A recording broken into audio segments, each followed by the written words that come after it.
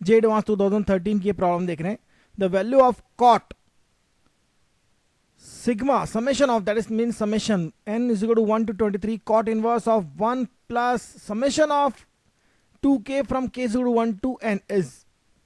देखिए सबसे पहले हमें इस सिग्मा इस समेशन को वैल्यूएट करना पड़ेगा, और इससे अगर हम देखें तो हम पहले से एक्सपांड कर लेते हैं। देखिए किस तरह से लिखा जाएगा। ये काफ़ी अच्छा क्वेश्चन लग रहा है। थोड़ा सा हमें इसमें हमारा नॉलेज के साथ में स्किल्स की बहुत ज़रूरत होगी इसमें। कॉट इनवर्स के अंदर क्या है, 1 प्लस, दिस इज 1 प्लस के की वैल्यू अगर 1 है तो यह वैल्यू हो जाएगी 2, के की वैल्यू अगर 2 है तो यह वैल्यू हो जाएगी 4, और के की वैल्यू अगर n है तो अल्टीमेटली यह वैल्यू हो जाएगी 2n। यह यहां तक पहुंच गए हम। आगे देखें इससे हमें क्या मिलता है। यह हो जाएगा cot of n is equal to 1 to 23 cot inverse. एक बात मैं आपको बता दूं कि यह जो है सम ऑफ n नंबर्स होगा। हम यहां पर अगर 2 कॉमन ले लें तो 1 to n समेशन हो जाएगा, और वो हो जाएगा n प्लस 1 बाय 2, तो 2 से 2 कैंसिल हो जाएगा। अल्टीमेटली यह बचेगा n इंटू n प्लस 1, तो यह हो जाएगा n into n plus 1। n plus 1 by 2 होता है, लेकिन बाहर से 2 हमने कॉमन ले लिया। सम ऑफ n डिजिट में फिर से बता दूं आपको, 1 plus 2 plus 3 plus up to the n जो होता है वो n प्लस 1 बाय 2 होता है। अगर ये इस तरह से है तो हमारा यहाँ 2 ऑलरेडी कॉमन ले लेने के बाद में 2 कैंसिल भी हो जाएगा, तो ये 2 4 से लेकर 2n तक का जो समेशन है वो n प्लस 1 होगा। अब हमारा पुराना अनुभव जो है वह काम में आएगा, और वह अनुभव यह है कि कॉट और टेन में एक इंटरेस्टिंग रिलेशन होता है। और टेन इनवर्स का जो फॉर्मूला होता है, वह कई जगह पर कुछ ट्रिग्नोमेट्रिक इक्वेशंस में हम कुछ इस तरह से यूज कर चुके हैं, जिसका कि नॉलेज होना जरूरी है। एग्जाम में यह क्लिक हो जाए यह बहुत मुश्किल बात है। देखिए 10n plus 1 minus n 1 plus n plus 1, यह इस n प्लस 1 से मिलकर आता है, क्योंकि आप देखते हैं कि 10 का जो फॉर्मूला होता है उसमें a minus B upon 1 plus A B वाला कंसेप्ट आता है। 10 अपॉन 1 प्लस 10 इस तरह का कंसेप्ट आता है। तो यह जो कंसेप्ट आता है, इसलिए n प्लस 1 है तो यह n प्लस 1 माइनस n, यह कंसेप्ट यहां पे लग रहा है। लेकिन अभी तो यह 1 प्लस n प्लस 1 इसका रिवर्स लिख लिया जाए। बेसिकली यह वैल्यू 1 है। अगर आप इसे देखें तो यह 1 है। n plus 1 minus n, this is 1 upon 1 plus n plus 1, तो इसका रेसिप्रोकल लिखा जाएगा तो क्या हो देख लिया आप।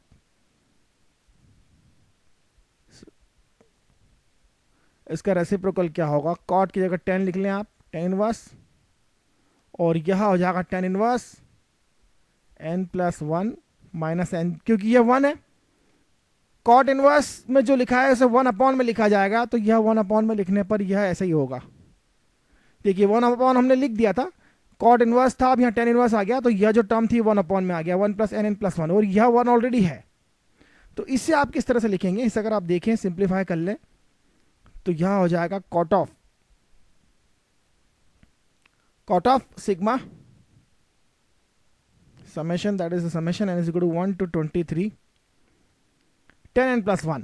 आप इसे आप 10a माइनस 10b वाला फॉर्मूला लगेगा तो ये हो जाएगा 10 inverse n plus 1 minus 10 inverse n। यह बेसिकली हमारा फॉर्मूला है।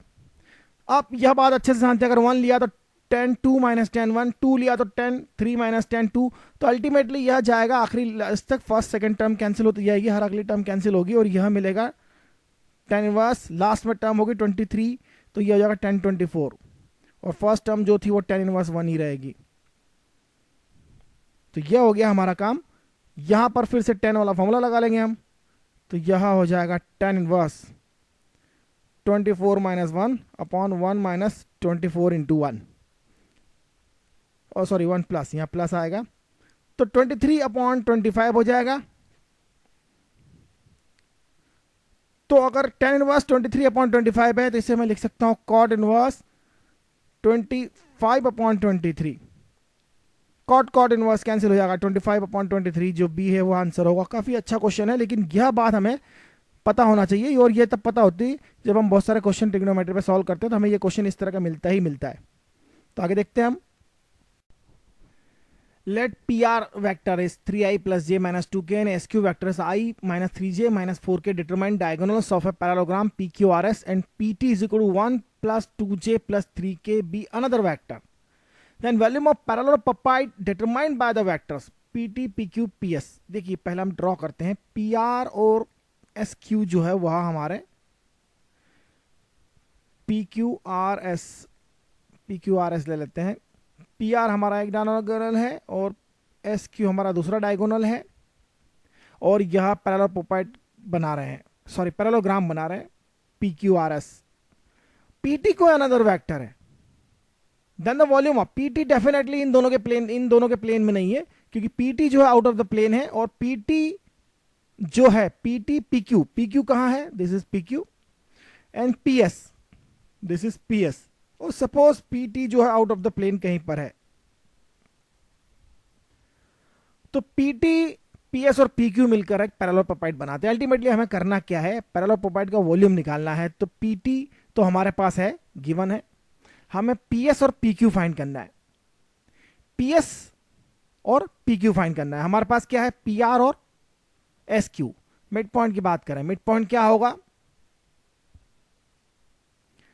मिड पॉइंट होगा यह वेक्टर जो है इतना, यह हो जाएगा हाफ पीआर बाय 2, और इतना वेक्टर अगर बात करें तो ये एस क्यू बाय 2 वेक्टर होगा। इतना वेक्टर कितना होगा, एस क्यू बाय 2, इतना वेक्टर होगा पीआर बाय 2, क्योंकि पीआर डायगोनल पूरा है, ये मिड पॉइंट होता है। तो यह वेक्टर क्या होगा, पीक्यू क्या होगा, साफ देखा जा सकता है। पीक्यू जो होगा, अगर इसमें ओ ले लेता हूं, तो पीक्यू जो होगा पीओ प्लस ओ क्यू होगा, PO plus O Q. PO क्या है, यहां से यहां तक का वेक्टर जो कि पी आर बाय 2 है, और ओ क्यू क्या है, S Q by 2, S Q by 2, S Q by 2।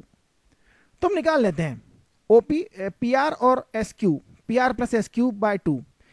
चलिए ठीक है, P R plus S Q by 2, P R 3i plus I that is 4i, j minus 3j that is minus 2j, और minus 2k minus 4k minus 6k।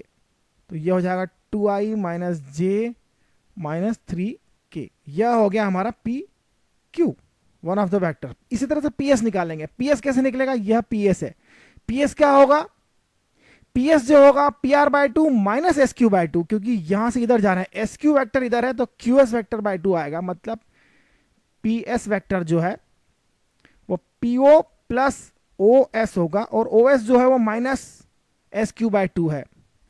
तो सीधी बात है, ये P R minus S Q by 2 vector होगा। 3i minus I 2i divide by 2, मैंने direct लिख दिया, केवल एक आई। j minus 3j that is 4j divide by 2 that is 2j, minus 2k minus 4k तो प्लस 2k होगा divide by 2 that is the k होगा।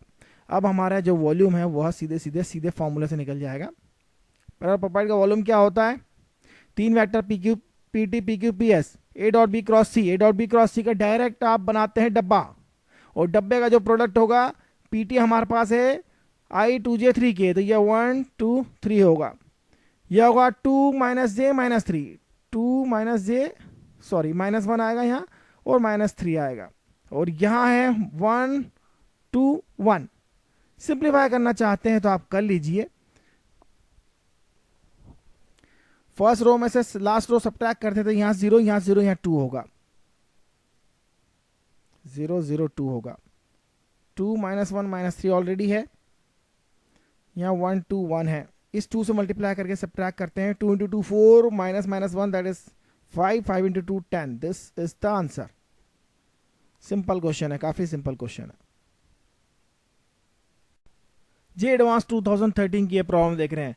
If A is greater then b is greater than c is greater than 0, the distance between 1,1 and the point of intersection of the lines ax by plus c is equal to 0 and bx ay plus c is equal to 0 is less than 2 root 2. Point of intersection of the lines, इन दोनों lines के point of intersection की बात सबसे पहले हम कर लेते हैं। यह कौन सा पॉइंट है, और इसकी डिस्टेंस किससे कितनी है। सब्ट्रैक्ट करें तो a माइनस बी एक्स, ये क्वेश्चन कुछ ऐसा है जिसमें कुछ कमी रह गई है डिजाइन करने में। y इज इक्वल टू 0, तो x is equal to Y मिला। x is equal to Y अगर हम सब्सट्रैक्ट करते हैं इसमें तो हमें पॉइंट ऑफ इंटरसेक्शन जो मिलेगा minus C upon A plus B. इन दोनों लाइन को सॉल्व करने पर हमें ये पॉइंट मिला। पॉइंट ऑफ इंटरसेक्शन जो है यह है, और distance between 1,1 and this is less than 2√2, मतलब 1,1 से इसका डिस्टेंस निकालता हूं डिस्टेंस फॉर्मूले से।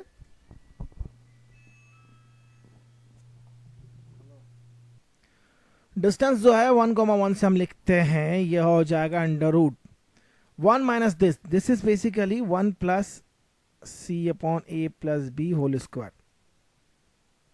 और यहां भी वही आएगा 1 plus C upon A plus B whole square, और यह वैल्यू जो है 2√2 से ज्यादा होगी, सॉरी 2√2 से लेस होगी। यह इसमें 2 टाइम्स आया है इसलिए इससे बाहर लेंगे तो √2 जो है कॉमन आ जाएगा, तो यह जो वैल्यू है √2 कैंसिल आउट हो जाएगी, और स्क्वायर हटने के बाद ये हो जाएगा a plus B plus C upon A plus B, और अंडर रूट से बाहर आ जाएगा क्योंकि ये स्क्वायर के अंदर है, अंडर रूट से बाहर आ जाएगा। 2 टाइम्स 2 कॉमन हो गया, लेस देन 2 है। इससे अगर हम देखें तो हमें क्या मिलेगा, a plus B minus C is greater than 0। अगर हम ध्यान से देखें a plus B minus C greater than 0, तो इससे भी मिल जाएगा हमें a प्लस बी। देखिए b minus C, b is greater than c, अगर b ग्रेटर देन c है तो b माइनस सी क्या होगा, पॉजिटिव होगा, और a ऑलरेडी पॉजिटिव है तो a plus B minus C greater than 0 होगा ही होगा। ऑप्शन a जो है वो सही हो जाएगा इस तरह से। और दूसरी तरफ हम देखें सी ऑप्शन में a माइनस बी, यह भी पॉजिटिव होगा, क्यों, क्योंकि a is greater then b, और c ऑलरेडी ग्रेटर देन 0 है, तो इन तीनों का सम जो है वो ऑब्वियसली इन दोनों का सम जो है, दोनों टर्म का सम है, यह टर्म और यह टर्म का सम ग्रेटर देन 0 होगा, तो आंसर ये भी सही हो जाएगा अपने आप। तो अल्टीमेटली बात यह है कि अगर यह कंडीशन है तो ये दोनों सही होंगे, लेकिन अगर इसे देखा जाए तो सिर्फ आंसर ए सही होगा। तो इस तरह से आंसर हो सकता है कि कैंसिल हो जाए, या फिर आंसर ए हो जाए या सी हो जाए, तो कुछ भी हो सकता है। IIT JEE ने इसे क्या किया है पता नहीं, हो सकता है इसके बोनस मार्क्स मिले हैं सबको। तो इस तरह से थोड़ा क्वेश्चन जो है वो पूरी तरह से डिजाइन अच्छा नहीं हुआ, कभी कभार ऐसा क्वेश्चन जरूर आता है। तो आगे देखते हैं हम। Perpendicular are drawn from points on the line to the plane x plus y plus z is equal to 3. The feet of perpendiculars lie on the line. देखिए यह बड़ा लंबा क्वेश्चन है, सॉल्व करना इतना आसान नहीं है। ये प्लेन है कोई और ये लाइन है, इस लाइन से इस प्लेन पर परपेंडिकुलर ड्रॉ किए जाते हैं। ये परपेंडिकुलर जहां पर पहुंचते हैं, प्लेन को इंटरसेक्ट करते हैं, उनको मिला लिया जाए तो एक लाइन बनेगी, नो डाउट, और हमें इस लाइन की इक्वेशन फाइंड करना है। यह लाइन जो है प्लेन में होगी, इस बात का ध्यान रखें, ये लाइन जो है वो प्लेन में होगी। किस प्लेन में होगी, x plus Y plus Z is equal to 3। इसके लिए आपको बहुत मशक्कत करना होगी, पहले इस लाइन की 2 पॉइंट फाइंड करना होंगे, और 2 पॉइंट से 2 पॉइंट परपेंडिकुलर फाइंड करना होंगे, और 2 परपेंडिकुलर जहां इंटरसेक्ट कर रहे हैं उन पॉइंट्स को फाइंड करके उनको मिलाकर बनने वाली एक लाइन बनाना पड़ेगी, जो कि लंबा प्रोसेस है। और ये आप करते रहिए घर पर, एग्जाम हॉल में इतना करना बहुत मुश्किल है, 4-5 मिनट लग जाएंगे। रिवर्स टेस्टिंग हमेशा काम में आती है। ये जो प्रॉब्लम्स होती है 3D की, इसमें रिवर्स टेस्टिंग से, ट्रिक से, जिसे कहते हैं ट्रिक से काम हो सकता है। तो आइए देखते हैं, यह लाइन अगर इस प्लेन पर है, यह लाइन जो है अगर यह है, तो इसके जो पॉइंट है 0, 1, 3 से 1, 2 से पास होने वाली लाइन है। ऑब्वियसली ये लाइन पास हो रही है इससे, इसी तरह से ये लाइन भी पास हो रही है, लाइन भी पास हो रही है, यह लाइन भी पास हो रही है। लेकिन यह लाइन अगर इस प्लेन पर है तो प्लेन के डायरेक्शन रेशियोज के साथ इसका जो डॉट प्रोडक्ट है वह 1 होना चाहिए, सॉरी 0 होना चाहिए।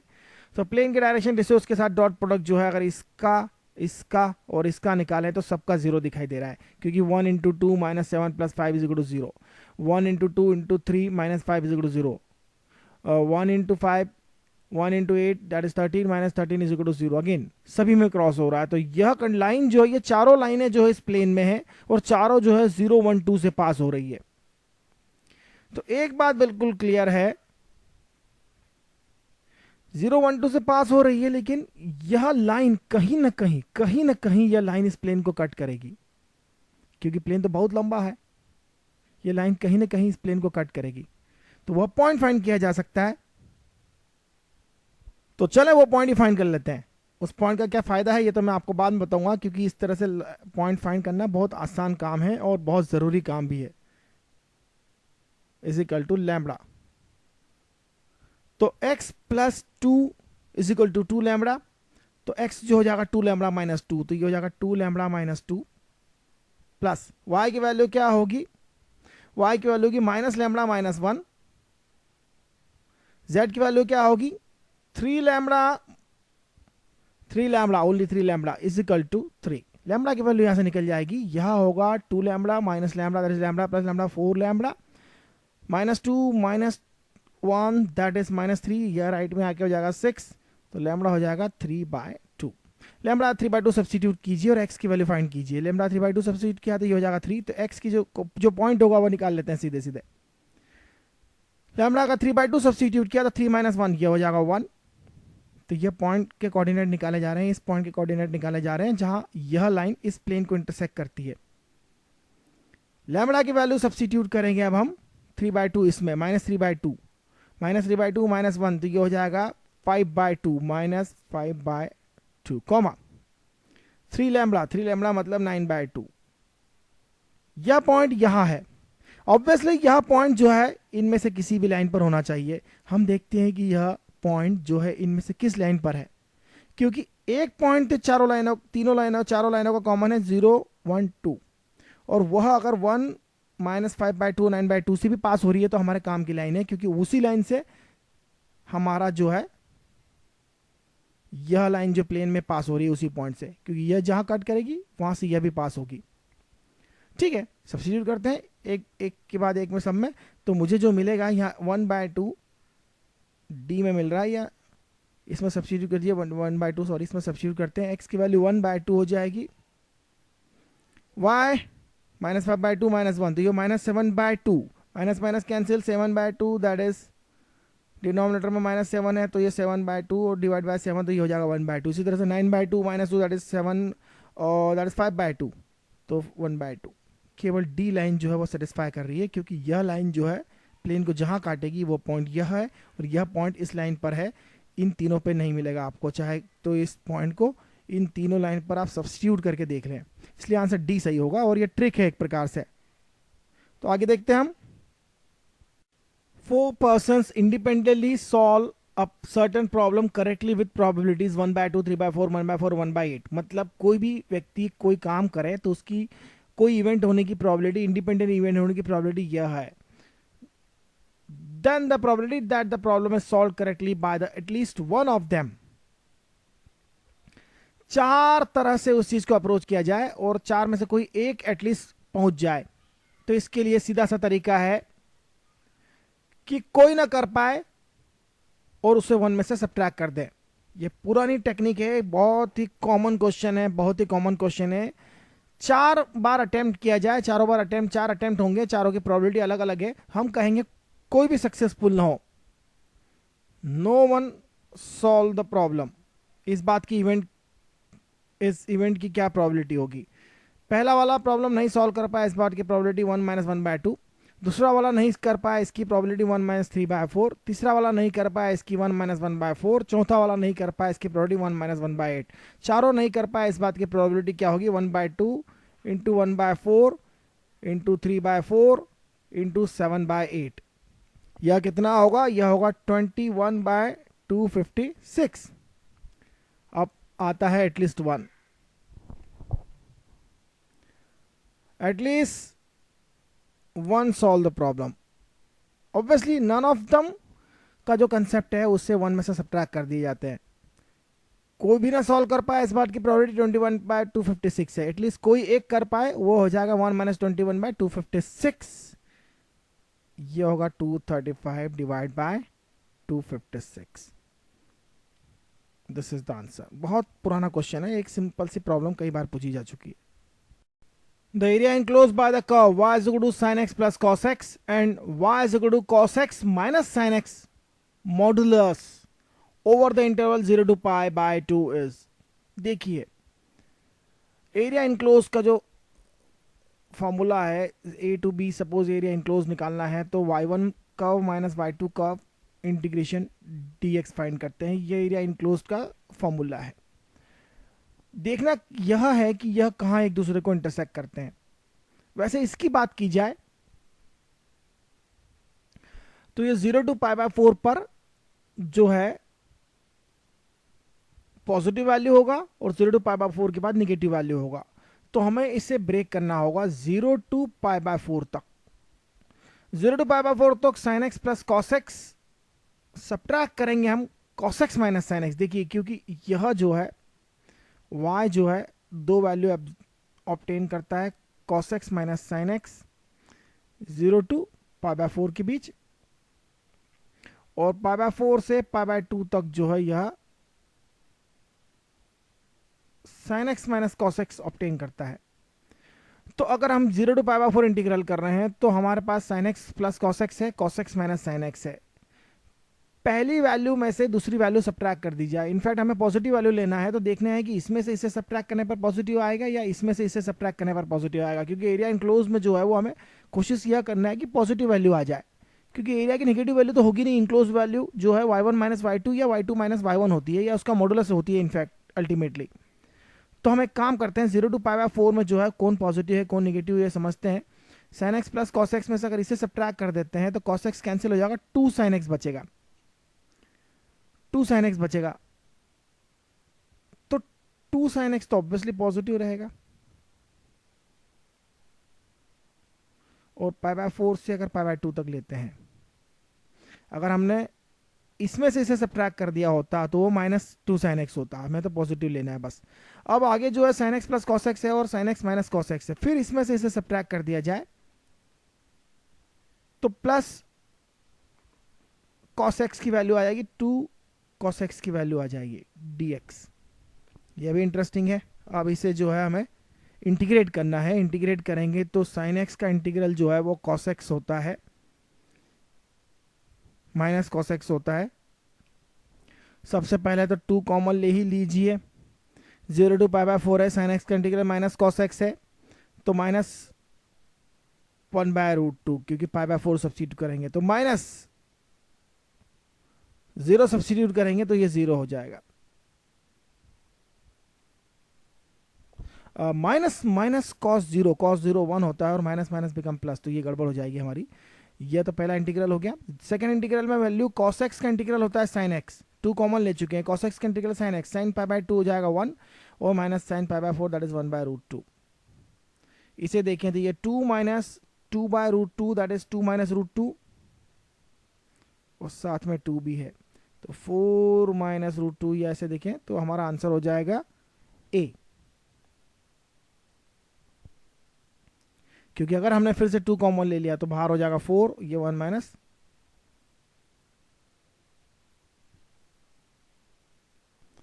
और 4 कॉमन नहीं लेंगे, केवल √2 कॉमन लेंगे, तो यह 2√2 बाहर आएगा, ताकि यह √2 हो जाए और यह -1 हो जाए, क्योंकि आंसर सब -1 + 1 में है। तो ये हमारा आंसर होगा बी, नॉट ए।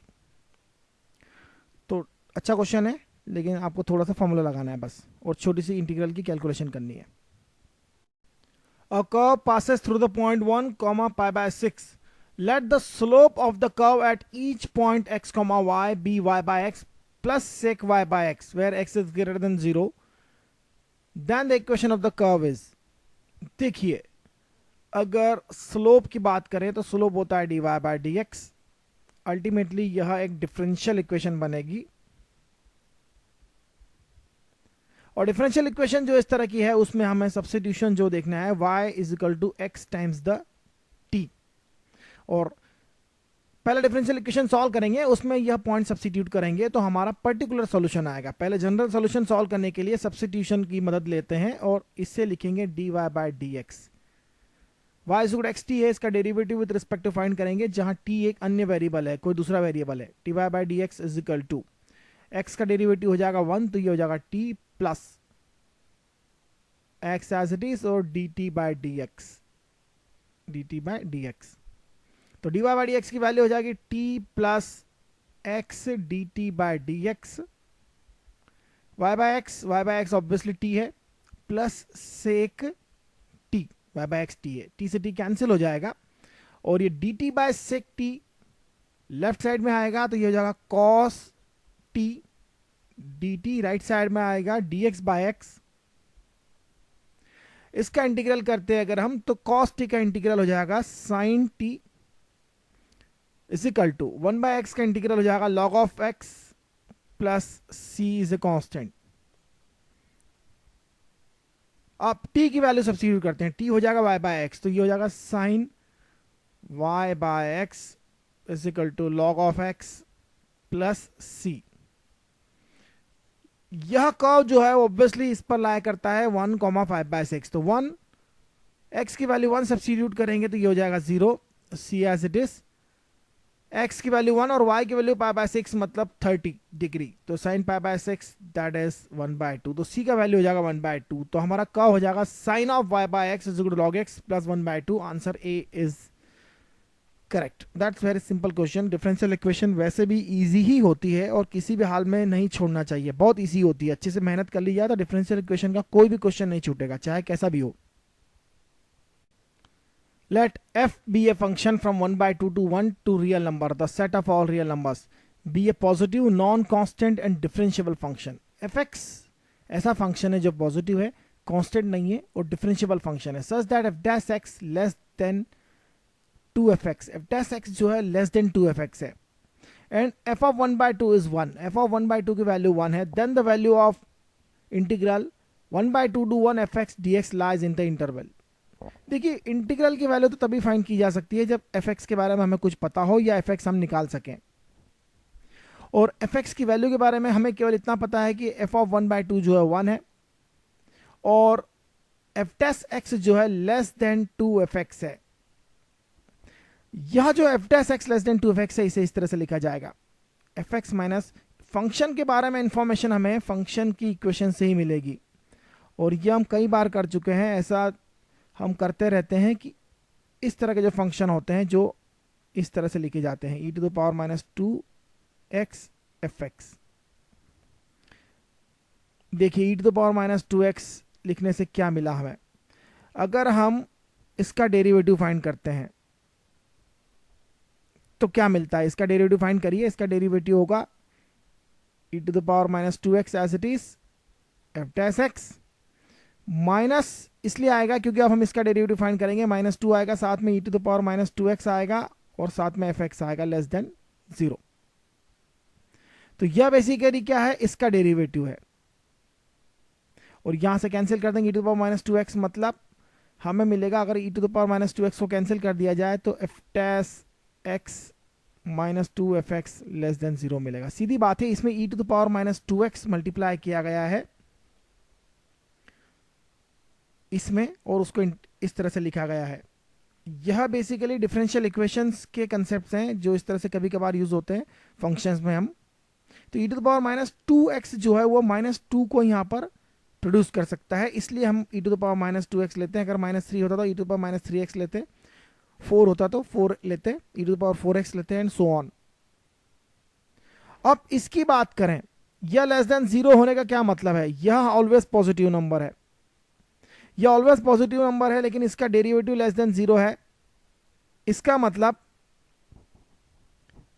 यह एक डिक्रीजिंग फंक्शन है, और यह अगर डिक्रीजिंग फंक्शन है तो x ग्रेटर देन 1/2 के लिए क्या होगा, x ग्रेटर देन 1/2 के लिए x इज इक्वल टू 1/2 पर तो हमें वैल्यू मालूम है 1 है fx की, और अगर डिक्रीजिंग है तो क्या क्या होगा यह देख लीजिए। For e⁻²x fx is less than 1/e, क्योंकि अगर हम यहाँ सब्स्टिट्यूट कर देते हैं x के वैल्यू 1/2, तो देखिए x का वैल्यू 1/2 सब्स्टिट्यूट करेंगे, f ऑफ 1/2 हो जाएगा 1, और x का वैल्यू 1/2 सब्स्टिट्यूट करेंगे तो ये हो जाएगा 1/e। तो हम ऐसा लिख सकते हैं, for x greater than 1/2 e⁻²x x equal to 1/2 पर देख लीजिए इसकी वैल्यू, x इक्वल टू 1/2 पर इसकी वैल्यू 1/e है, और x ग्रेटर देन 1/2 है तो इसकी वैल्यू घटेगी क्योंकि ये डिक्रीजिंग फंक्शन है। ये डिक्रीजिंग फंक्शन है क्योंकि लेस देन 0 जिसका डेरिवेटिव है, derivative of this value is less than 0, इसका मतलब ये डिक्रीजिंग फंक्शन है, मतलब इस फंक्शन की वैल्यू 1/e से छोटी होगी। तो fx के बारे में इंफॉर्मेशन हमें मिलनी शुरू हो गई है। थोड़ी सी fx के बारे में इंफॉर्मेशन यह मिली है कि fx की वैल्यू जो है वो लेस देन, यह वैल्यू राइट साइड में आ जाएगी, less than e to the power 2x minus 1, e to the power 2x हो जाएगा, 1 अपॉन e जो है minus e to the power minus 1 है। तो fx की value less than e to the power 2x minus 1 है। तो क्यों ना fx की जगह इसका इंटीग्रल करेंगे हम। तो इंटीग्रल 1/2 से 1 तक e to the power 2x minus 1 क्या होगा।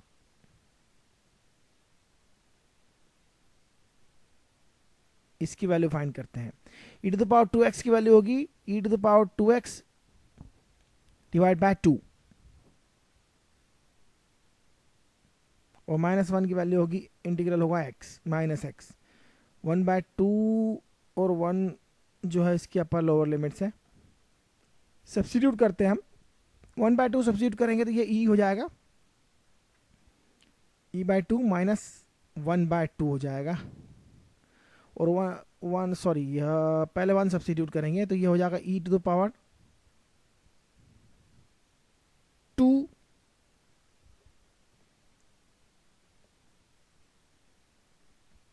1 सब्स्टिट्यूट करेंगे तो ये हो जाएगा e टू द पावर 2। तो fx की जो वैल्यू है e to the power 2x minus 1 से छोटी है, तो इस fx की जगह हम इसी का इंटीग्रल करेंगे और हमें उससे कुछ इंफॉर्मेशन जरूर मिलेगी। 1/2 to 1 e to the power 2x minus 1 dx, इसका इंटीग्रल जो है वह होगा e to the power 2x minus 1/2, 1/2 से लेकर 1 तक 1 सब्स्टिट्यूट करते हैं तो यह हो जाएगा e to the power 1 whole divide by 2 है, 1/2 सब्स्टिट्यूट करेंगे तो ये हो जाएगा e टू द पावर 0 जो कि 1, तो e to the power minus 1/2। यह जो है fx से बड़ा है, मतलब अगर हम fx का इंटीग्रल कर रहे हैं तो fx की वैल्यू जो है इससे छोटी आएगी, मतलब इस इंटीग्रल की वैल्यू जो है वो e माइनस 1/2 से छोटी होगी। मतलब यह जो हमारा इंटीग्रल है fx dx, इस इंटीग्रल से उसकी छोटी वैल्यू होगी, क्योंकि fx की वैल्यू इससे छोटी है तो इसका इंटीग्रल इसके इंटीग्रल से छोटा होगा। मतलब साफ है कि इसका इंटीग्रल e माइनस 1/2 से छोटा होगा। तो e माइनस 1/2 से छोटा होगा यह तो पता है, केवल कि आंसर डी में ऐसा है। 0 से बड़ा होगा यह भी क्लियर है, क्योंकि यह 0 से बड़ा होगा यह भी क्लियर है, तो आंसर डी होगा। काफी लेंथी क्वेश्चंस आते हैं मैथ्स के। इस साल 2013 में मैथ्स के काफी लेंथी क्वेश्चन पेपर आया था। The number of points in minus infinity to infinity for which x square minus x sin x minus cos x is 0। देखिए यहां अगर हम इसे दो फंक्शन की तरह लेते हैं, यह 0 कहां कहां होगा। हम मानते हैं कि यह पहला फंक्शन है fx जो कि एक्स स्क्वायर है, और दूसरा फंक्शन है gx जो कि x sin x minus cos x है। तो देखना यह है कि x square x sin x minus plus cos x लेंगे, ये माइनस माइनस प्लस हो जाएगा, कॉस x के इक्वल कब हो रहा है, कहां हो रहा है, ये दोनों एक दूसरे के इक्वल कहां हो रहे हैं। एक्स स्क्वायर इस तरह का पैराबोला है, ये जो जहां ये दोनों एक दूसरे के इक्वल होंगे, जहां ये दोनों एक दूसरे के इक्वल होंगे वह दो पॉइंट ऑफ इंटरसेक्शन होंगे। मतलब fx और gx की वैल्यूज जहां सेम होंगी, जहां fx is equal to gx होगा वहां यह 0 होगा, क्योंकि यह बेसिकली fx माइनस gx है, यह fx माइनस gx है। यह 0 कहां होगा, यह वैल्यू कहां होगी, जहां fx माइनस gx 0 होगा, मतलब यह वैल्यू 0 होगी जहां fx is equal to gx होगा। तो यह fx है, यह पैराबोला, और यह gx है। इसकी वैल्यू ड्रॉ करने में जरूर थोड़ी दिक्कत आती है। अगर x 0 से स्टार्ट करें तो यह देखिए x 0 पर यह वैल्यू 0 होगी, लेकिन cos 0 1 होता है। आगे देखिए जैसे जैसे आगे जाते हैं हम, जैसे जैसे आगे जाते हैं x 0 से इसकी वैल्यू बढ़ती है और इसकी वैल्यू थोड़ी घटती है, इसकी वैल्यू तेजी से बढ़ेगी। इसका डेरिवेटिव फाइंड किया जा सकता है कि यह पहले बढ़ेगा या घटेगा। तो इसका डेरिवेटिव फाइंड करके हम पता कर सकते हैं कि पहले बढ़ेगा या घटेगा। तो शुरू में थोड़ी सी वैल्यू इसकी बढ़ती है, बाद में इसकी वैल्यू घटती है, और एक पॉइंट पर आकर ये 0 जरूर होगा, क्योंकि x की एक न एक वैल्यू के लिए ये नेगेटिव हो जाएगा और x की उस वैल्यू के लिए यह भी पॉजिटिव रहेगा या पॉजिटिव, यह पॉजिटिव रहेगा, और क्योंकि ये सेकंड क्वाड्रेंट में पॉजिटिव है, सेकंड क्वाड्रेंट में cos x नेगेटिव है, तो सेकंड क्वाड्रेंट में कहीं ना कहीं इसकी वैल्यू घटना जहां शुरू होगी, जहां इसकी वैल्यू नेगेटिव होती जाएगी, वहां पर सेकंड क्वाड्रेंट में ये वैल्यू 0 होगी। यह कर्व जो है कुछ इस तरह से सिमेट्रिक होगा। तो ऑब्वियसली दो पॉइंट्स ऐसे मिलेंगे जहां पर ये कट करेंगे, मतलब वहां पर fx और gx इक्वल होगा, यहां पर fx और gx इक्वल है, यहां पर fx और gx की वैल्यू इक्वल है, मतलब यह टर्म है, मतलब यह 0 है, मतलब ऐसे दो पॉइंट है, यही हमारा आंसर है। जेईई एडवांस 2013 का यह प्रॉब्लम देख रहे हैं, बहुत सिंपल प्रॉब्लम है, लेकिन इसके हम पहले तरीके से सॉल्व करेंगे, बाद में कभी इसको ट्रिक से भी सॉल्व करेंगे। Rectangular sheet of fix perimeter with sides having their length in the ratio 8:15 is converted into an open rectangular box by folding after removing squares of equal area from all four corners. Fixed perimeter, perimeter fixed है। एक बात तो ध्यान रखिए कि perimeter जो है fix है, तो जो भी है 8:15 का रेशियो है इसकी साइड्स का, तो हम एक काम करते हैं, 8 के एक साइड ले लेते हैं और दूसरा साइड ले लेते हैं 15 के, और पेरीमीटर फिक्स है, इस बात का ध्यान रखना है। Converted into an open rectangular box by folding after removing squares of equal area from all four corners. 4 corner से 4 स्क्वायर काट लेते हैं, removing squares from all 4 corners, और उसके बाद आप जानते हैं कि अगर ये कॉर्नर्स इस तरह से काट लिए जाते हैं तो इसको एक ओपन बॉक्स की तरफ फोल्ड कर सकते हैं। अगर यहां से फोल्ड करें,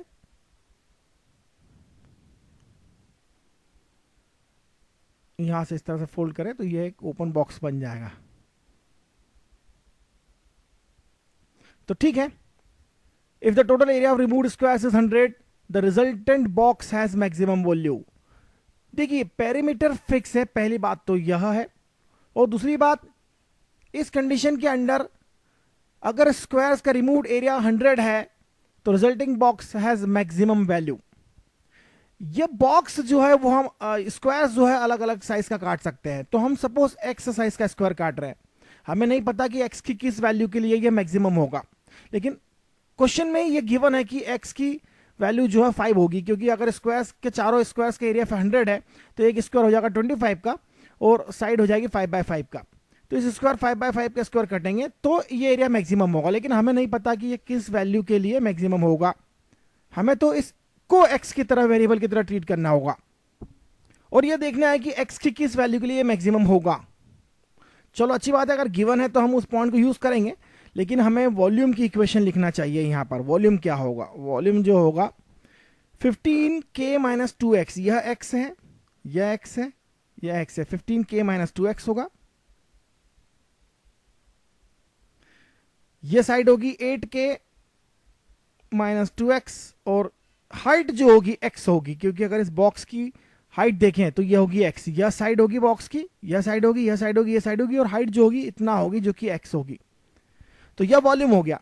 अब वॉल्यूम जो है फंक्शन किसका है, x का, यह बात आप समझिए। पेरीमीटर जो है फिक्स्ड है और वॉल्यूम जो है वह पेरीमीटर फिक्स है, 15k फिक्स है, 8k फिक्स है, साइड का रेशियो फिक्स है, k इज ए कांस्टेंट, इस बात का ध्यान रखिए, k is a constant, k की वैल्यू जो है वो कांस्टेंट है। k की वैल्यू क्या है वो हमें पता नहीं है, लेकिन k की वैल्यू कांस्टेंट है, x वेरिएबल है, हम जो स्क्वायर है वो छोटे बड़े काट सकते हैं। तो x की किसी न किसी वैल्यू के लिए जो वॉल्यूम बनेगा, बॉक्स का वॉल्यूम बनेगा, वो मैक्सिमम होगा या मिनिमम होगा। तो हम अगर डेरिवेटिव फाइंड करें dv/dx तो क्या मिलेगा, सबसे पहले v की वैल्यू को फिर से साफ लिख लेते हैं, एक्सपांड करके लिख लेते हैं। ये हो जाएगा 120k² - 30kx² 16kx², और यह कोई भी लिख सकता है, कोई बड़ी बात नहीं है, 4x³। देखिए 15 × 8 120k² और ये x एंड सो ऑन। तो dv/dx फाइंड किया जाए, यह मिला के 46kx² होंगे दोनों टर्म, और dv/dx फाइंड किया जाए तो क्या होगा यह देखते हैं हम।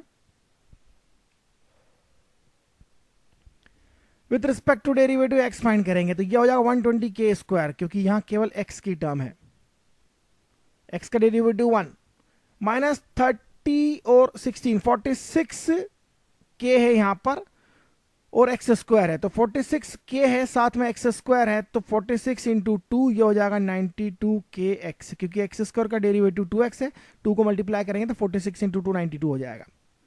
और 4x क्यूब, यह हो जाएगा 12x स्क्वायर, इसका डेरिवेटिव हो जाएगा 12x स्क्वायर। अब यह हमें पता है, it is a maxima for x is equal to 5, for x is equal to 5 we know that यह मैक्सिमम होगा, इसका मतलब for x is equal to 5 dv by dx must be 0 for maxima और मिनिमा। तो यहां given है कि maxima है, तो मैक्सिमा के लिए dv बाई dx 0 होना चाहिए। x is equal to 5 substitute करेंगे, x is equal to 5 substitute कर दीजिए, तो यह होगा 120 के स्क्वायर। हमें बेसिकली यहां से k की वैल्यू मिल जाएगी। क्यों मिलेगी? क्योंकि हमें x की एक वैल्यू के लिए मैक्सिमा है, ये पता चल पहले से है, तो x की 5 वैल्यू के लिए यह 0 होगा, क्योंकि x इज इक्वल टू 5 के लिए मैक्सिमम वॉल्यूम बन रहा है, k कांस्टेंट है। इस इक्वेशन को सॉल्व करेंगे हम, तो इसको हम 20 से डिवाइड करें, क्योंकि k की वैल्यू 5 है, k 5 सब्स्टिट्यूट करेंगे, सॉरी यहाँ पर k 5 सब्स्टिट्यूट करेंगे हम, सॉरी x 5 सब्स्टिट्यूट करेंगे, तो यहाँ 92 इंटू 5 इंटू के प्लस 300 होगा, और इससे सिंप्लीफाई करेंगे तो अल्टीमेटली ये मिलेगा। डायरेक्ट मैं सिंप्लीफाई करके लिख रहा हूँ क्योंकि इसमें काफ़ी सारा टाइम वेस्ट होगा, केवल कंसेप्ट समझना है यहाँ पर। ये हो गया, इससे k की 2 वैल्यू मिलेगी, k is equal to 3 and 5/6। अगर आप इसे सिंप्लीफाई करें क्वाड्रेटिक इक्वेशन को, तो k 3 और k 5/6 मिलेगा। आप सेकंड डेरिवेटिव फाइंड कर लीजिए, यहाँ पर सेकंड डेरिवेटिव फाइंड कर लीजिए, और उसमें x की वैल्यू 5 और k की वैल्यू 3 और 5/6 सब्स्टिट्यूट करके देखेंगे, तो हमें मिलेगा कि d2v बाई dx2 जो है वह निगेटिव है for k is equal to 3।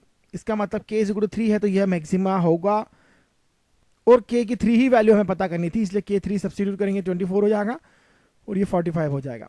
अब एक बात ध्यान रखें, आंसर जो है बड़ा सिंपल है, आंसर 24 और 45 है, और यही आंसर था, बिना सॉल्व करे पता चल सकता था। क्यों?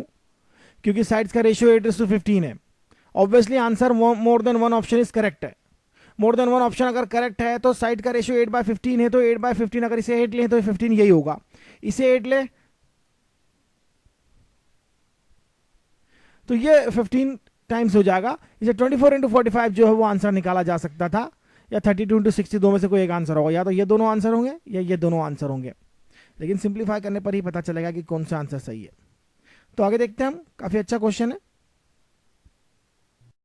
Late Sn is equal to k is equal to 1 to 4n minus 1 to the power k plus 1 by 2 k square, then Sn can take values। देखिए Sn की वैल्यूज क्या क्या हो सकती है। सीरीज को हम देखें तो सीरीज को लिखना पड़ेगा। अगर हम यहां Sn को लिखें तो क्या होगा, k की वैल्यू 1 से लेके 4n तक जाएगी, k की वैल्यू 1 सब्स्टिट्यूट करेंगे तो 1 + 1 2 by 2 दैट इज -1, तो ये हो जाएगा -1, और k की वैल्यू 1 है तो ये -1 होगा, अल्टीमेटली -1 का स्क्वायर लिख लें, लेकिन -1 का स्क्वायर का माइनस है, ध्यान रखिए -1 का स्क्वायर नहीं है, ये -1 स्क्वायर है, अल्टीमेटली -1 है वो, नॉट 1। k2 लिखेंगे तो 2 + 1 by 2 by 2 कैंसिल हो जाएगा, और 2 + 1 3, तो -1 टू द पावर ये हो जाएगा 3, तो प्लस -1 टू द पावर 3 का मतलब माइनस होगा, और यहाँ 2 का स्क्वायर मतलब फिर माइनस। फिर k अगर हम 3 लेते हैं तो 3 + 1 4, 4 divide by 2 that is 2, 2 into 3 6, -1 to the power 6 जो है प्लस होगा, और यहाँ 3 का स्क्वायर होगा।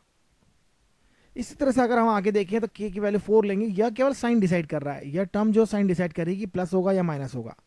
अगर यहाँ 4 लेते हैं तो 4/2 2 हो जाएगा, 2 + 1 5, 5 into 2 10, -1 to the power 10 that is 1, और यहाँ 4 का स्क्वायर जो होगा आएगा, एंड सो ऑन। अब आगे अगर अपन देखें तो 5 अगर लेते हैं, 5 + 1 6, 6 divide by 2 that is 3, 3 into 5 15, 15 -1 की पावर 15 जो है माइनस आएगा, और यहाँ 5 स्क्वायर, मतलब यह है कि कुछ टर्म पॉजिटिव कुछ टर्म नेगेटिव। फिर अगर हम लेते हैं तो इस तरह से -6 आएगा, फिर +7 स्क्वायर आएगा, +8 स्क्वायर, मतलब साफ दिख रहा है कि 2 टर्म पॉजिटिव आएगी और 2 टर्म नेगेटिव आएगी। दो टर्म पॉजिटिव, दो टर्म नेगेटिव। इस तरह की सीरीज मैंने जीवन में पहली बार देखी कि जो दो टर्म पहला पॉजिटिव और दो नेगेटिव हो। देखिए यहाँ पर हमें पेयर बनाना चाहिए, क्योंकि यहाँ पर कुछ भी ऐसा नहीं दिख रहा है कि जो है आपस में रिलेशन हो। तो कुछ पॉजिटिव कुछ नेगेटिव टर्म्स की पेयर बन सकती है, और वह देखते हैं हम 3² - 1²। कैसे बनेगा? ऑड ऑड ले लेते हैं। 4 का रिलेशन 2 से होता है, इसलिए इसे इस तरह से करके देखते हैं।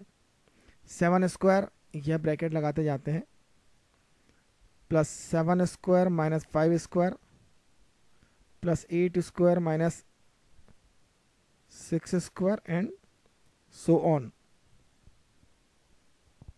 टोटल कितनी टर्म्स होगी इस बात का ध्यान रखें, 4n टर्म्स होगी। Total terms, number of terms होगी 4n, क्योंकि k की वैल्यू 4n तक जा रही है। एक बात पता है कि स्क्वायर्स को सब्ट्रैक्ट करते हैं तो वहां पर जो है इवन टर्म्स आ जाती है। देखिए 3² 9 - 1 दैट इज 4, तो यहाँ 4 आ जाएगा। यहां पर 4² 16 - 2 का square 4 that is 12। 7² 49 - 25 that is 24 and so on. तो यह अप टू 2n टर्म्स होगा। कितनी टर्म्स होगी? 2n टर्म्स होगी। आगे भी कुछ टर्म्स लिखना चाहिए। 64 - 36, 64 - 36 that is 28 and so on. हालांकि हमें कुछ और टर्म लिखना चाहिए यहाँ पर, और हम कुछ चूक जाएंगे, नहीं तो काफ़ी सारी टर्म्स आएंगी। और यह टर्म आएगी 40 एंड 44 एंड सो। तो यहाँ पर हम एक काम करते हैं, 4 कॉमन ले लेते हैं। तो कुछ और टर्म लिखेंगे यहाँ से, आप लिखना चाहें तो लिख सकते हैं। 4 कॉमन लेने के बाद यह 1 होगा, यह 3 होगा, यह 6 होगा, यह 7 होगा, यह 10 होगा, यह 11 होगा एंड सो ऑन।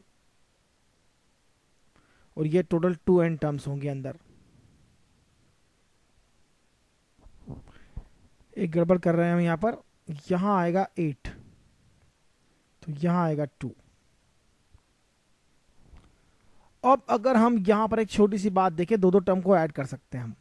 दो टर्म को ऐड करिए, हो जाएगा 5, ये हो जाएगा 6 + 6 13, 6 + 7 13 and this is 21 and so on. n terms, कितना टर्म हो जाएगा? n terms. अगर हम देखें तो यह एक एपी हो गया जिसका कॉमन डिफरेंस 8 है, तो 8 है। टोटल n टर्म्स तक सम निकालना है। सम ऑफ n टर्म्स का फॉर्मूला यूज कर लेते हैं, n/2 ट्वाइस a मतलब 5 × 2 10, n - 1d, common difference is 8। तो यह हो गया हमारा फॉर्मूला। अगर हम इसे देखें तो ये हो जाएगा ट्वाइस n 10 + 8n - 8, 4/2 2 हो गया, 2n हो गया, 10 + n - 1 8, 8n - 8 हो गया, 10 - 8 हो जाएगा 2, 2 + 8n। यहां से भी 2 कॉमन लिया जा सकता है, तो 2n यहां लिखेंगे सबसे पहले, 2 + 8n। यह हमारा सम ऑफ n टर्म्स होगा। अब देखते हैं कि हमारा फॉर्मूले में क्या फिट होता है। 2 कॉमन लेंगे तो ये 4n 1 + 4n, यह हमारा फॉर्मूला होगा अल्टीमेटली। अब आप देख लीजिए 4n और 4n + 1 यह कॉन्सिक्यूटिव इंटीजर्स हैं। कॉन्सिक्यूटिव इंटीजर्स है। कॉन्सिक्यूटिव इंटीजर्स ऐसे कौन से कॉन्सिक्यूटिव इंटीजर्स हैं यहाँ पर जिनका प्रोडक्ट जो है इनमें से कोई एक टर्म है। यह नियरली 30 के आसपास आएगा। इसका स्क्वायर रूट देखिए लगभग 30 के आसपास आता है। तो 32 33 के आसपास अगर हम देखें तो इसे मल्टीप्लाई करके देखेंगे, ये 32 × 33 होगा। चाहे तो आप करके देख लें, 32 × 33 जो है 1056 होगा। मतलब ये कॉन्सिक्यूटिव टर्म्स है।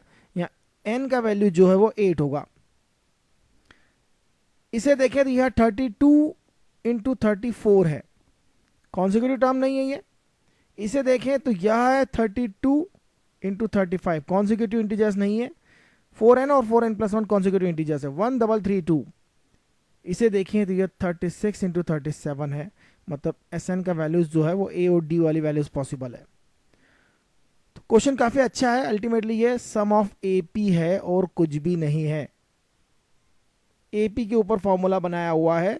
इसमें एक ही बात ध्यान रखना है हमें कि किस तरह से इसको एपी में कन्वर्ट कर लिया जाए, क्योंकि हमारे सिलेबस में जो एपी जीपी यही सीरीज है और ऐसी कोई भी क्वेश्चन जो एपी जीपी में कन्वर्ट करने की कोशिश करना पड़ेगी और यही एकमात्र तरीका है। स्क्वायर्स का डिफरेंस वाले हमने बहुत सारी प्रॉब्लम देखी है जो एपी में कन्वर्ट हो जाती है, तो यहाँ भी वही करना पड़ा हमें। थोड़ा ध्यान से करना पड़ता है, काफ़ी सारे टर्म्स तक कैलकुलेट करना पड़ता है और काफ़ी लंबा भी जाता है। तो आइए आगे देखते हैं हम। A line L passing through the origin is perpendicular to the lines L1 3 plus ti minus 1 plus 2tj 4 plus 2tk and so on। यह जो t की value minus infinity two plus infinity है, 3 plus 2s and so on। Then the coordinates of the line coordinates of the points on line L2 at a distance of root 3 of L and L1 is R। L2 पर coordinates find करना है। More than one option can be correct. L2 पर ऐसे points के coordinate find करना है जिनकी distance L और L1 से रूट 17 है। L जो है पासिंग थ्रू द ओरिजिन है और इन दोनों के परपेंडिकुलर है। सबसे पहले इन दोनों का डायरेक्शन रेशियो फाइंड कर लेते हैं। देखिए 3 प्लस टी जो है यह x है। ध्यान रखिए 3 प्लस टी अगर x है तो सोचिए क्या होगा। मैं लिखता हूं 3 प्लस टी जो है x है, तो t क्या होगा, x माइनस 3/1, x माइनस 3/1। इसी तरह से अगर माइनस 1 प्लस 2t y है तो y प्लस 1/2 होगा यह। और इसी तरह से z जो है z माइनस 4/2 होगा। इसके डायरेक्शन रेशियो 1 to 2 हो गए।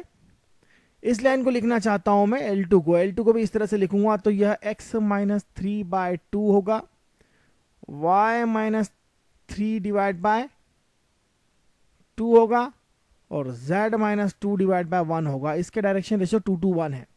1 to 2 2 to 1 के परपेंडिकुलर लाइन जो ओरिजिन से पास हो रही है, अगर वह line x upon a y upon b z upon c है, क्योंकि यह ओरिजिन से अगर पास हो रही है तो a b c का डॉट प्रोडक्ट इससे 0 होगा, इससे 0 होगा। तो हम क्या कर सकते हैं, इसके क्रॉस प्रोडक्ट निकाल के तो वेक्टर निकाल लेते हैं। तो चलो उसी का क्रॉस प्रोडक्ट निकाल के वेक्टर निकाल लेते हैं। कौन सा वेक्टर होगा यह, 1 2 2 2 2 1। इन दोनों का डायरेक्शन रेशियोज के क्रॉस प्रोडक्ट निकालने से हमें एक वेक्टर मिलेगा जो इन दोनों के परपेंडिकुलर है, मतलब वो इस लाइन के डायरेक्शन रेशियोज मिलेंगे हमको उससे। तो i into 2 minus 4 that is minus 2 i। j के लिए 4 माइनस 1 दैट इज 3 j। और k के लिए 2 minus 4 that is minus 2 again k। तो इस यह लाइन जो है वो हो जाएगी x upon minus 2 y upon 3 and z upon minus 2। Question में कुछ हम प्रिंट कर गए हैं। Distance of root 17 from intersection, point of intersection of L and L1। यह हमारा L है और L1 जो है यह है हमारा L और L1 का पॉइंट ऑफ इंटरसेक्शन फाइंड करना होगा, जो कि एक अच्छी खासी मशक्कत है। बहुत लेंथी क्वेश्चन है, बहुत ही लेंथी क्वेश्चन है। और ऐसा क्वेश्चन अगर आईटी में आता है तो इसे छोड़ दें, ज्यादा अच्छा है। बहुत अच्छा है कि इसे छोड़ दें, 2-4 क्वेश्चन मैथ्स के कर लें, बाकी टाइम फिजिक्स और केमिस्ट्री में लगा दें, क्योंकि इतना मुश्किल क्वेश्चन, इतना लंबा क्वेश्चन करने का कोई फायदा ही नहीं है एग्जाम में। अब इससे अगर आप सॉल्व करने जाएंगे तो इनका पॉइंट ऑफ इंटरसेक्शन निकालना होगा। इसका पॉइंट ऑफ इंटरसेक्शन सपोज इसको मैं इक्वल टू k करता हूं, इसे इक्वल टू k1 करता हूं, तो पॉइंट ऑफ इंटरसेक्शन निकालने के लिए मुझे इसके x और इसके x कोऑर्डिनेट्स को इक्वेट करना होगा और पॉइंट ऑफ इंटरसेक्शन निकलेगा। तो जब हम सॉल्व करते हैं तो हमें जो पॉइंट ऑफ इंटरसेक्शन मिलता है, पॉइंट ऑफ इंटरसेक्शन जो मिलता है वह 2 माइनस 3 2 मिलता है। आप खुद कर सकते हैं, बहुत लंबा क्वेश्चन है। कुल मिला के मुसीबत है इससे। अब हमारी लाइन जो L2 लाइन है उससे अगर S ले लेते हैं तो इस L2 लाइन के कोऑर्डिनेट मिलेंगे और उस कोऑर्डिनेट से जो डिस्टेंस वाला फॉर्मूला है वह यूज़ होगा। डिस्टेंस होगा √17 और वह कोऑर्डिनेट यहाँ से मिलेंगे 2s plus 3। S plus 3 minus 2 whole square and इसके कोऑर्डिनेट होंगे 2s plus 3, 2s plus 3 again minus 3 that is plus 3 whole square. Distance formula use कर रहा हूँ, इसके कोऑर्डिनेट होंगे किसी भी पॉइंट के कोऑर्डिनेट इस लाइन पे जो होते हैं s plus 2 minus 2 whole square. Ultimately यहाँ से s की दो वैल्यू मिलेंगी जिससे 2 पॉइंट मिलेंगे। और ये लंबा चौड़ा कैलकुलेशन है जो आप करते रहें घर बैठ के। एग्जाम में कभी भी सलाह नहीं दूंगा ऐसा क्वेश्चन करने की, क्योंकि इस तरह से जो है सीधे सीधे टाइम का ही वेस्ट होगा। तो आगे देखते हैं हम। इसमें कोई छोटी ट्रिक भी नहीं दिखाई दे रही जिससे सॉल्व किया जाए क्वेश्चन को जल्दी से। इतना जरूर किया जा सकता है कि पॉइंट ऑन L2 जो है तो यह पॉइंट चेक कर लिए जाए कि L2 पर है भी या नहीं है। 1 1 1 सब्सटीट्यूट करें तो यह मिलेगा -1 और 1, यह भी -1, तो यह भी पॉइंट जो है S पर है। आप चाहे तो इसकी डिस्टेंस इससे निकालने वो √17 है या नहीं है इस तरह से, लेकिन पूरा लेंथी क्वेश्चन है कुल मिलाकर, चाहे कैसे भी करें। Let f(x) is equal to x sin pi x where x is greater than 0. Then for all natural numbers n, f dash x vanishes at a unique point in the interval n, n plus 1 by 2. n is a natural number.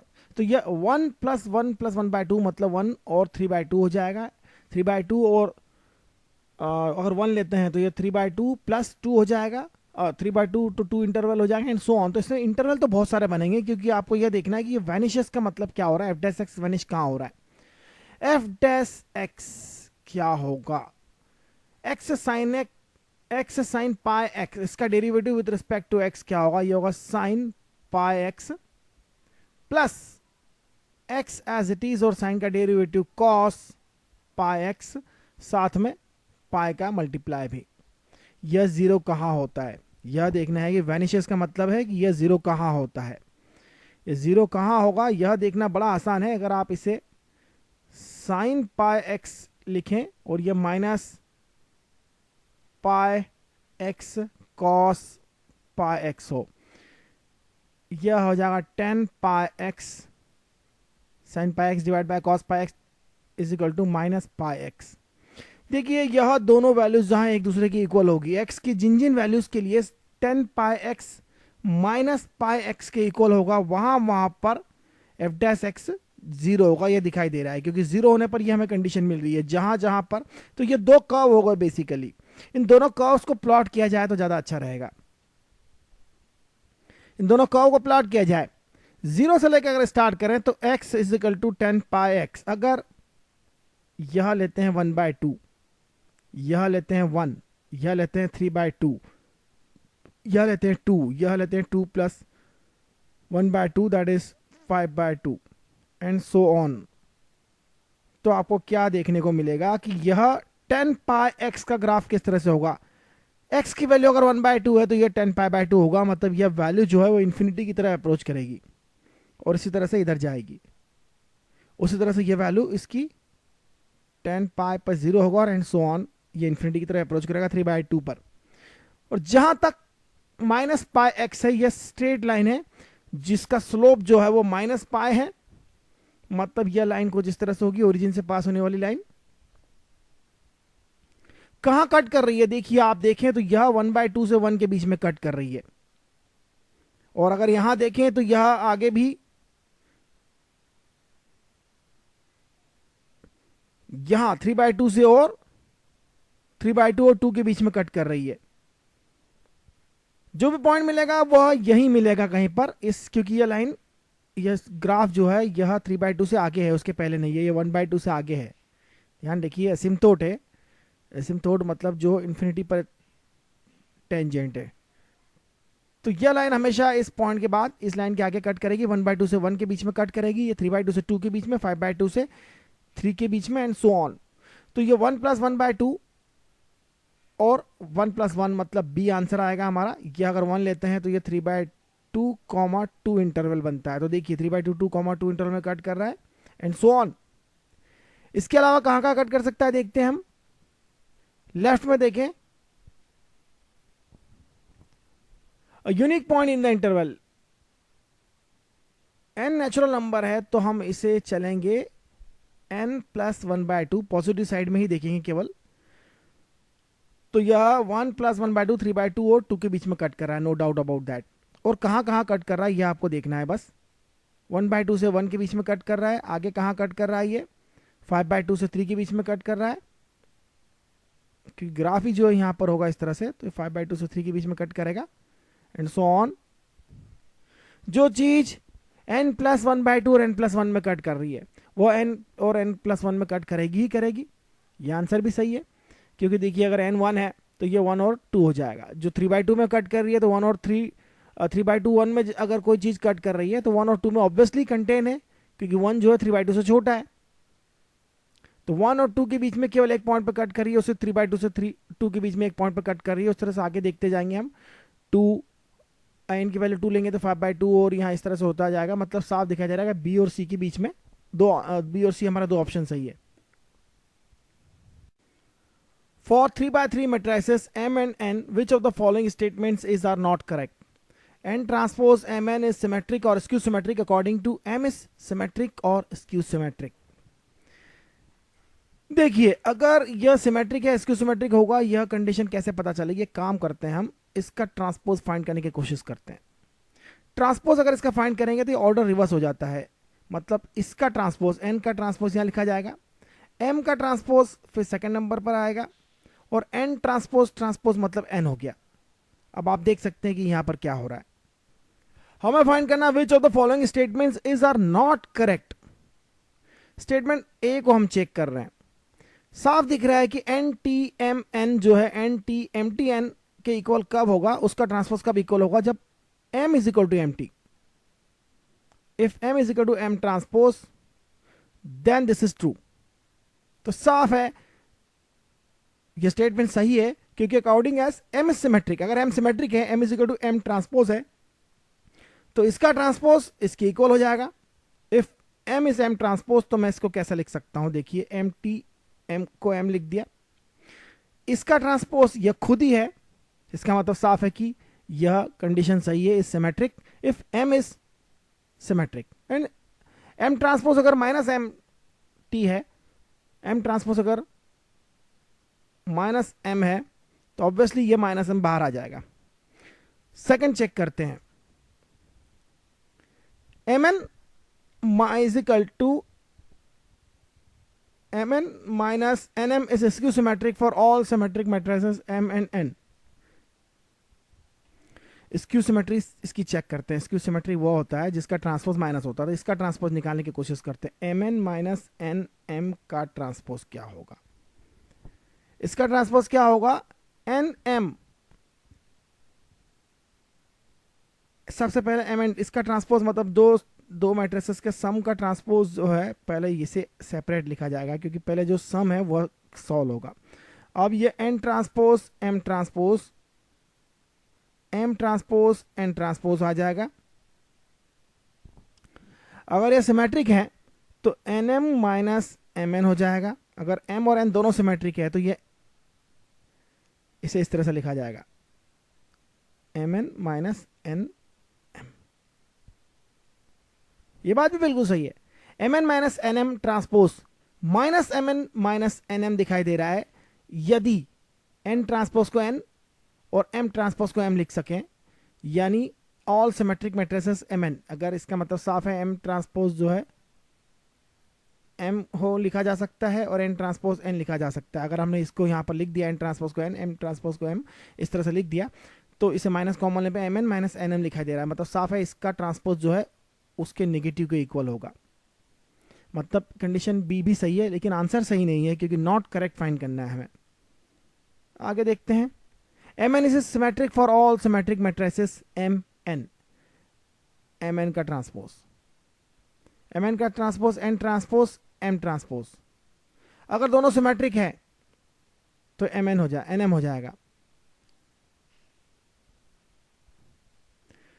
Mn whole transpose ultimately मैंने लिखना चाहता हूं, Mn whole transpose जो है Nm के equal होगा।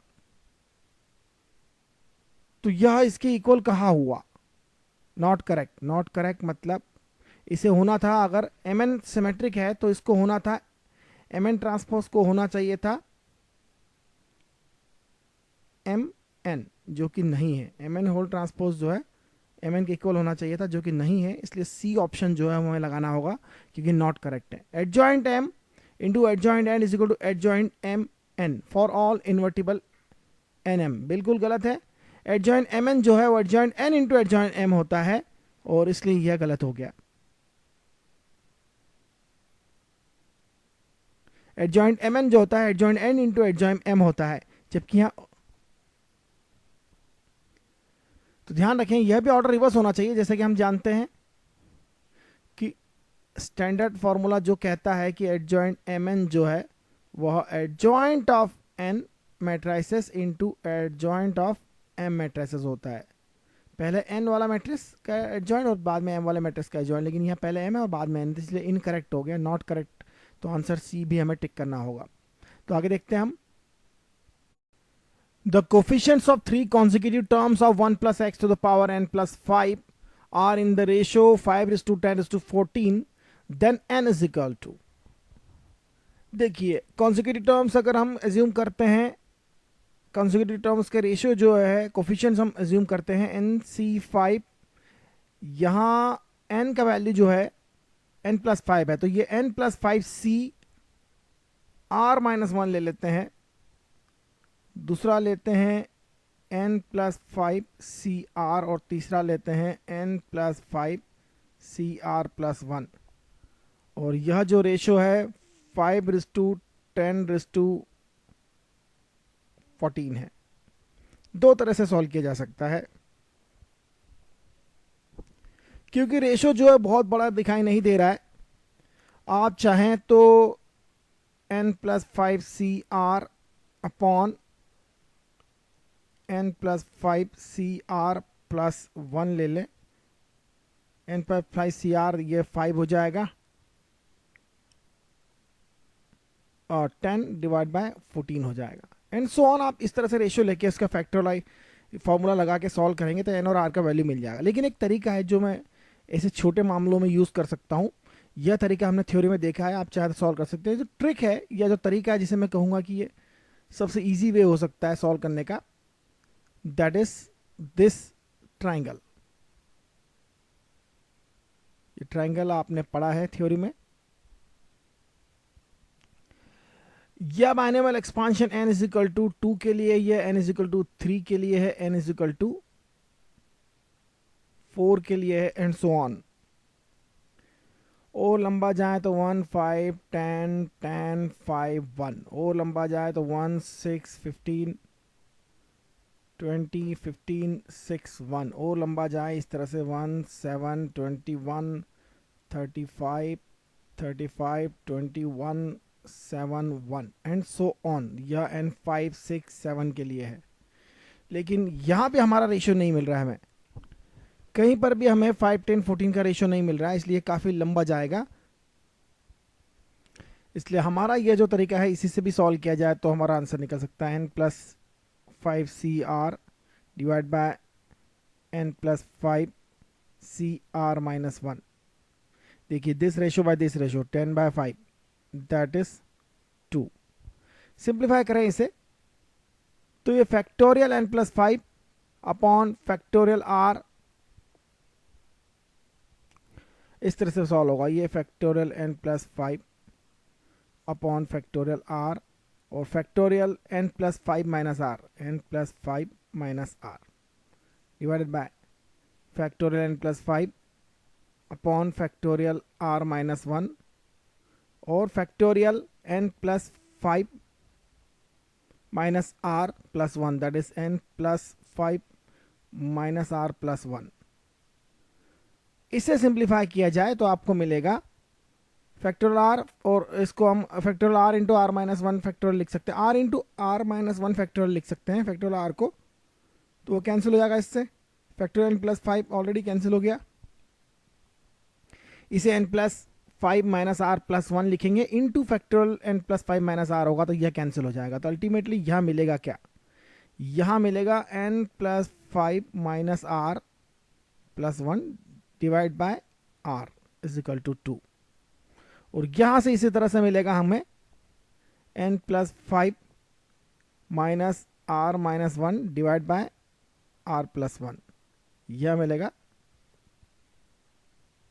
7/5।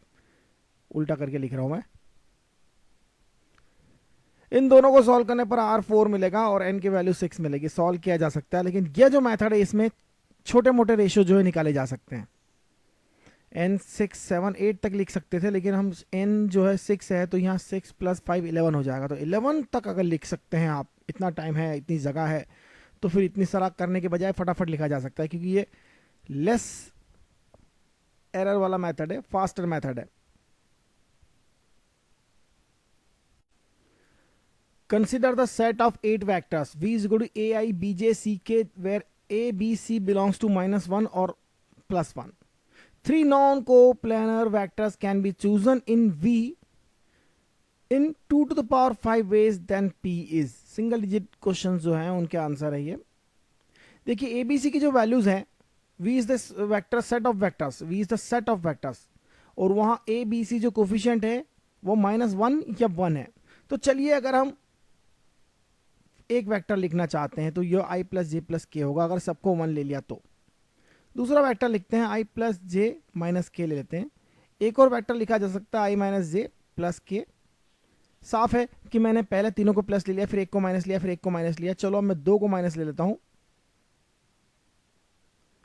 और अब मैं पहले वाला को फिर से माइनस लेता हूं, दूसरे को प्लस, तीसरे को प्लस ही ले लेता हूं। फिर अब 2 को माइनस अगर मैंने लिया, आई जे के को माइनस लिया, तो -i - j और k को प्लस ले लेता हूं। अब -i ले लेता हूं, +j ले लेता हूं और -k ले लेता हूं, और अब तीनों ही माइनस ले लेता हूं। साफ दिखाई दे रहा है कि मेरे पास 8 वेक्टर हैं। इसमें पेयर वाइज अगर ध्यान से देखें तो यह दोनों वेक्टर एक दूसरे के पैरेलल है, बस डायरेक्शन अपोजिट है। इस तरह से हमारे पास i + j - k है, तो -i - j - k यह एक दूसरे के पैरेलल होंगे। तो 4 वेक्टर हो गए जो एक दूसरे के पैरेलल है। और i + j + k को देखें तो ये ओरिजिन से पास होने वाला कोई वेक्टर होगा। अगर हम इसे ले ओरिजिन से पास वाला कोई वेक्टर, तो ये सभी वेक्टर जो है बेसिकली 3 डायमेंशनल स्पेस अगर हमारा ऐसा है तो सभी वेक्टर कुछ इस तरह से होंगे, डायगोनल्स बनाएंगे, और 4 डायगोनल बनाएंगे, 8 डायगोनल बनाएंगे, 4 डायगोनल बनाएंगे इस तरह से, जो 8 क्वाड्रेंट्स में पूरे 8 क्वाड्रेंट्स को बाइसेक्ट करेंगे। जैसे कि अगर हमारी जो लाइंस होती हैं 2D प्लेन में ये 2 डायगोनल हो गए हमारे एक प्रकार से, उसी तरह से 3D में ये 4 हो जाएंगे, जो 8 क्वाड्रेंट को जो इस तरह से कट करेंगे, 4 डायगोनल। तो यहां पर 4 जो है उनके 4 पैरेलल भी है, ये 4 है, इसके पैरेलल 4 है। साफ दिखाई दे रहा है कि आपके पास पेयर हो गई। मैं कुछ इस तरह से ड्रॉ कर देता हूं सोचने समझने के लिए। स्पेस में नहीं है ये, लेकिन ऐसा मान लेते हैं कि हमारे पास ये तीनों स्पेस में है। ये दोनों आपस में पैरेलल है, ये दोनों आपस में पैरेलल है, डायरेक्शन अपोजिट है, ये दोनों आपस में पैरेलल है। इनमें से कोई भी पेयर देखें तो एक प्लेन में नहीं है, 3 मिलाकर जो है वो नॉन कोप्लेनर होंगे। हमें क्या फाइंड करना है? 3 non coplanar vectors can be chosen from V। 3 non coplanar vector choose करना है। साफ दिखाई दे रहा है कि हम इन 4 पेयर में से कोई 3 पेयर चूज करेंगे। 4 पेयर में से इसमें एक वेक्टर चूज करेंगे, या इसमें से एक वेक्टर चूज करेंगे, इसमें से एक वेक्टर चूज करेंगे, इसमें से एक वेक्टर चूज करेंगे। किसी में से 2 वेक्टर चूज नहीं करेंगे, नहीं तो वो नॉन कोप्लेनर नहीं रहेगा। ये दोनों आपस में कोप्लेनर है, ये दो आपस में कोप्लेनर है, ये दोनों आपस में कोप्लेनर है, ये दोनों आपस में कोप्लेनर है, लेकिन और कोई आपस में एक दूसरे के कोप्लेनर नहीं है। इसका मतलब हमें 4 पेयर में से कोई एक पेयर 3 पेयर चूज करनी है। 4 पेयर में से एक एक वेक्टर लेना है। 4 हमारे डिवीजन है, 4 तरह के वेक्टर है हमारे पास। 4 तरह में से 3 तरह की वेक्टर चूज करना है, 4C3। और हर वेक्टर में से, हर ब्लॉक में से कोई एक वेक्टर ही हमें चूज करना है, इसलिए 2C1। सीधी बात है। 4 बॉक्स में से हमें एक एक बॉल निकालनी है, और हर बॉक्स में 2-2 बॉल है, तो 4C3 2C1 सीधी सी बात है। 4 बॉक्स है, चारों में अलग अलग कलर के बॉल्स हैं। अगर ये चारों, ये रेड है, ये ब्लू है, ये ग्रीन है, ये येलो है सपोज, तो हमें ऐसी डिफरेंट कलर्स की बॉल लेनी जिनके कोई भी कलर सेम ना हो। तो पहले तो हम 3 चूज करना है, इसलिए 4 में से 3 चूज करेंगे 4C3 वेज में से। फिर सब में से कोई भी एक चूज की जा सकती है, क्योंकि साइज छोटा बड़ा है, डायरेक्शन अपोजिट है, ये उसका डिफरेंस है, बस इतना ही डिफरेंस है। तो इस तरह से ले जाएगा 4c1 बेसिकली 4c3 को 4c1 लिख सकते हैं आप, 2c1 को 2 2 2 2, ये हो जाएगा 2 into 2 into 2 into 2 into 2 that is 2 to the power 5। So p is 5। एक छोटी सी बात है, थोड़ा सा कैलकुलेशंस के साथ हमें थोड़ी सी ऑब्जर्वेशन यूज करना है। बहुत अच्छा क्वेश्चन है, इजीली किया जा सकता है क्वेश्चन। जे एडवांस 2030 की एक और प्रॉब्लम देख रहे हैं, एपीजीपी वाली कंसेप्ट है इसमें छोटा सा। A pack contains n card numbered from 1 to n, 1 to n number वाले कार्ड हैं। two consecutive numbered card are removed from the pack and sum of the numbers on remaining card is 1 2 2 4। 1 से n तक cards हैं, उसमें से 2 card जिनके consecutive number है वो निकाल लिए गए हैं, बचे हुए जो है उनका सम है 1 2 2 4। If the smaller of the numbers on the removed card is k, smaller number जो है वो k है, then k minus 20 is equal to.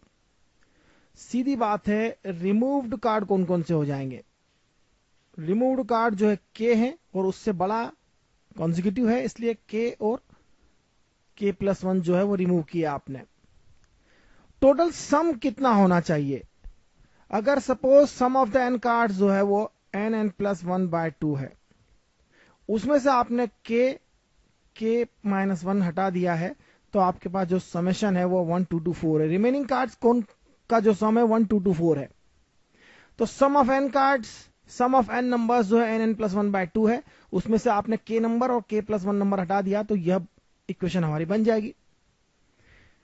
इसे सिंप्लीफाई करें तो 2 से मल्टीप्लाई कर दीजिए सबसे पहले, और इसे कुछ इस तरह से लिखेंगे, n स्क्वायर है यहां पर, 2 से मल्टीप्लाई करके n स्क्वायर लिखेंगे और 2 से मल्टीप्लाई करके n लिखेंगे। 2 से मल्टीप्लाई करेंगे, माइनस 2k है तो 2 से मल्टीप्लाई करके माइनस 4k हो जाएगा, और यह 2 से मल्टीप्लाई किया तो यह हो जाएगा माइनस 2, राइट में आके प्लस 2 हो जाएगा, और यह लिखा जाएगा प्लस 2 1 2 2 4, या 1 2 2